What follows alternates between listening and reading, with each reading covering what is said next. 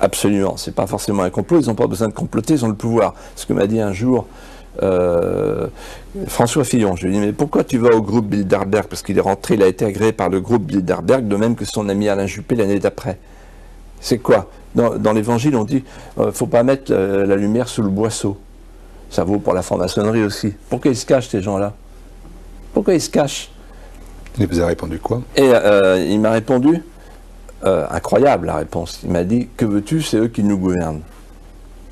Voilà. Donc en fait, le groupe Bilderberg, la trilatérale, ça existe.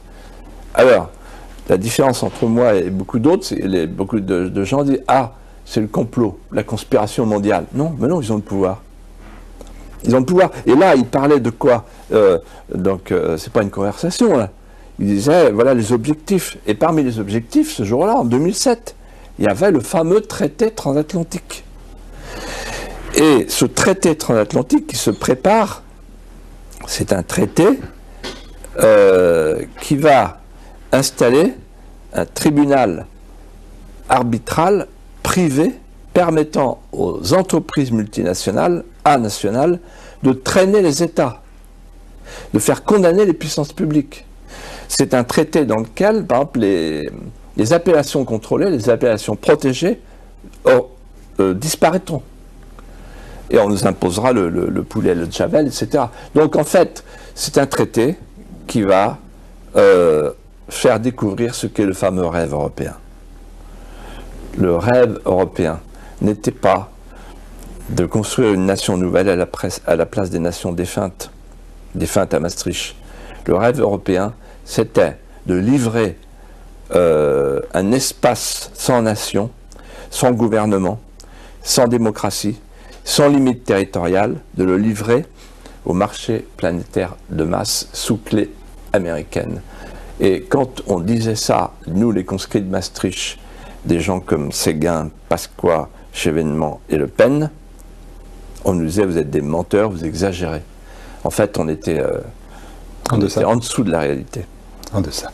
Allez, on va s'occuper un peu de la crapaudaille pendant quelques instants. Et là, vous ne les flinguez pas, mais vous n'êtes quand même pas aimable. Vous dites par exemple que Sarkozy, Juppé et Fillon ne sont pas des hommes de doctrine, mais des hommes de marketing. Oui. C'est cruel. C'est pas flingage. C'est encore plus cruel que tout. Oui, c'est pas cruel, est-ce que c'est vrai? Voilà, la question, elle est là. Est-ce que c'est vrai? Non, mais on est dans des hommes qui ont des convictions. Non, mais on est dans une société. Fillon a écrit un livre comme vous, d'ailleurs. Oui, non, mais là, vous voulez me faire sortir de mes gonds. Non, mais je pose une question simple. Il vient d'écrire un livre qui marche bien aussi, d'ailleurs. Alors, vous savez, je vais vous raconter une histoire. Faire. Que je n'ai pas racontée dans mon livre, d'ailleurs. Mais qu'est-ce que ça veut dire, le marketing? Un jour, je me souviens, il y avait la préparation d'une émission qui s'appelle 7 sur 7. Il y avait Michel Loire, il y avait François Léotard, il y avait Juppé qui était là. Et il y avait Fillon aussi. Et il préparait avec un type, un spécialiste de marketing, avec des spécialistes de marketing. Et les spécialistes de marketing disaient aux hommes politiques, écoutez-moi bien, pas du tout sur un mode humoristique. Ils disaient, vous êtes des produits. Vous comprenez ça? Vous êtes des produits. On est à l'ère de la télévision de masse. Et donc, vous êtes des produits de grande surface. Donc, en fait, vous êtes des yaourts.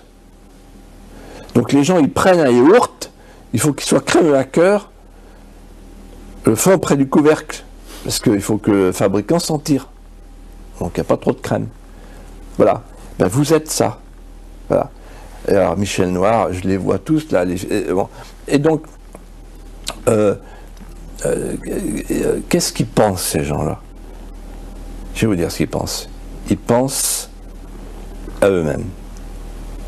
Ils pensent à rien sur la France. L'histoire de France ne les concerne pas. D'ailleurs, ils ne la connaissent pas. Mais ils pensent à eux-mêmes. Restons sur Fillon, c'est un homme de terroir. Du même terroir, c'est les Pays de la Loire. C'est un homme de terroir, c'est un homme qui est monté à la capitale, qui a aussi s'est battu, qui écrit des livres, qui a des convictions. Pourquoi il serait intégré, lui, ou quelques autres, dans cet antième qu'on connaît bien, qui sont tous pourris? Alors, Fillon, je le connais bien, il est né... je sais, c'est pour ça que je vous pose Fillon en priorité. Et il m'a raconté un jour... quand il était attaché parlementaire de Joël Le Teul,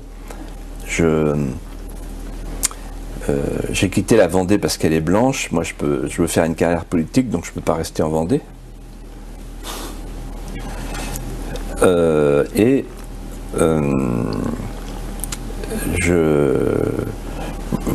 Voilà, donc ça commence comme ça. Donc il se déracine, et il va dans la Sarthe.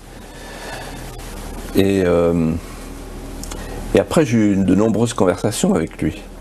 Fillon, en fait, il fait partie de cette génération qui considère le pouvoir non pas comme une promesse d'autoritas, mais comme une consommation. C'est le consumérisme politique, c'est l'hédonisme politicien. Et d'ailleurs, on voit bien la différence. Regardez, c'est d'ailleurs intéressant à observer pour quelqu'un comme vous. Il y a le livre d'un fantôme, là, qui est parti depuis 6 ans, qui n'est plus rien. Sinon, créateur, entrepreneur du Puy du Fou. Mais enfin, ça n'a rien à voir avec la politique. Qui écrit un livre politique, on est à 100 000 et plus, premier à livre hebdo. Et pendant ce temps-là, le pauvre Juppé se traîne. Et Fillon, il est déjà dans les abysses par rapport à moi. Donc ça veut dire qu'en fait, les gens ne se trompent pas entre la métapolitique et la politique. Pourquoi? Parce que moi, ce que je dis et ce que j'ai vécu, c'est la tradition de Saint-Louis, tradition de Jeanne d'Arc, tradition capétienne. Le pouvoir est un sacrifice. On m'a toujours appris ça. C'est pour ça que je suis parti. Je suis parti du jour au lendemain. Parce que tous les matins, je me disais en ouvrant mes volets, aujourd'hui encore, je vais boire un bol de crapaud. Mais un jour, je partirai. Il faut savoir partir. Il faut savoir se détacher. On n'est pas là pour le pouvoir. On est là pour servir. Le pouvoir est un sacrifice. La politique sacrificielle. Aujourd'hui, l'hédonisme politicien. On fait carrière. Et les gens le sentent. Et c'est horrible. Parce que pendant que les gens se traînent dans la misère, dans l'angoisse, dans le sentiment de dépossession d'eux-mêmes avec l'islamisation de la France, les hommes politiques, eux, se pavanent dans les médias, dans les instances de marketing, pour construire leur profil, dessiner leur parcours.